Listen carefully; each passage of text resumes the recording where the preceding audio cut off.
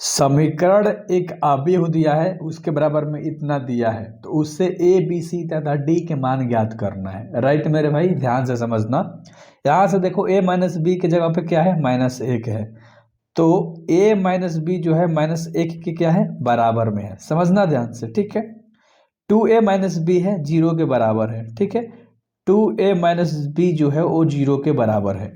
अगर आप ध्यान से देखोगे तो यहाँ से आप एक मान निकाल सकते हो किसका। पहले तो इसको देखो, 2a है यानी a प्लस a है, ऐसे कह सकते हो। और माइनस में क्या है, b है, यानी कि a को जोड़ दोगे तो 2 को a हो जाएगा, उसको हमने ब्रेक कर दिया।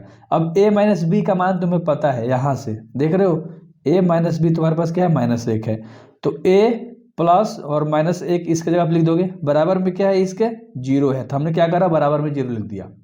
अब ध्यान से समझना मेरे भाई, यहाँ से ठीक है, ए जस का तस, बराबर के बाद जाएगा माइनस लेते क्या में हो जाएगा, प्लस में, तो ए का मान तुम्हारे पास क्या आ गया, 1 आ गया। अब इसी मान को समीकरण 1 मान दे दो, चाहे 2 दे दो, इसको समीकरण 1 मान दे दो, कोई दिक्कत वाली बात नहीं थी। बहुत बढ़िया, ये तुम्हारा क्या है, दूसरा समीकरण, और तुम्हारा क्या है, पहला समीकरण। अब आप क्या करोगे, ध्यान से सुनो यहाँ पर, ठीक है। ए का मान समीकरण 1 में रखने पर, जब ए का मान आप समीकरण 1 में रखोगे तो यहाँ से भी तुम्हारा b का मान निकल जाएगा, निकलेगा ना, क्योंकि a माइनस क्या है, b बराबर क्या है, -1 है।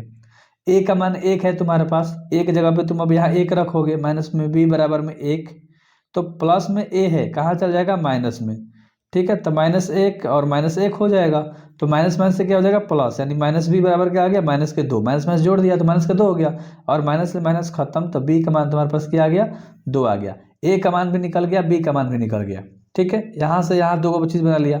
इसको भी आप बना सकते हो, 2a प्लस सी बराबर 5, और यहाँ a का मान रख दोगे तो c का मान निकल जाएगा, ठीक है। तो यहाँ से हम क्या करेंगे, 2a प्लस सी बराबर में क्या है, 5 दिया है, ठीक है। हम क्या करेंगे, इसमें क्या करेंगे मेरे भाई, a का मान रख देंगे, इसको कोई समीकरण नाम दे दो, 3 नाम दे दो समीकरण, ठीक है, कोई दिक्कत नहीं। कहेंगे a का मान समीकरण 3 में रखने पर, ठीक है, a का मान समीकरण 3 में, तो समीकरण 3 में रखेंगे तो समीकरण 3 यही है, इसमें a का मान रखोगे, a का मान 1 है, तो 2 गुणे 1 प्लस में c बराबर क्या हो जाएगा, 5, तो 2 एकम 2 प्लस c बराबर क्या है, 5 है। 2 प्लस में उधर जाएगा तो क्या में हो जाएगा, माइनस में, तो c बराबर क्या हो गया, 5 माइनस के 2, तो c का मान यहाँ से तुम्हारा डायरेक्ट क्या आ गया, 3 आ गया, और c का मान भी तुम्हारा निकल के आ गया। अब एक d का मान निकालना है, तो यहाँ से देखो 3c प्लस d है और बराबर 13 है, तो इसमें c का मान रखोगे तो d का मान निकल जाएगा।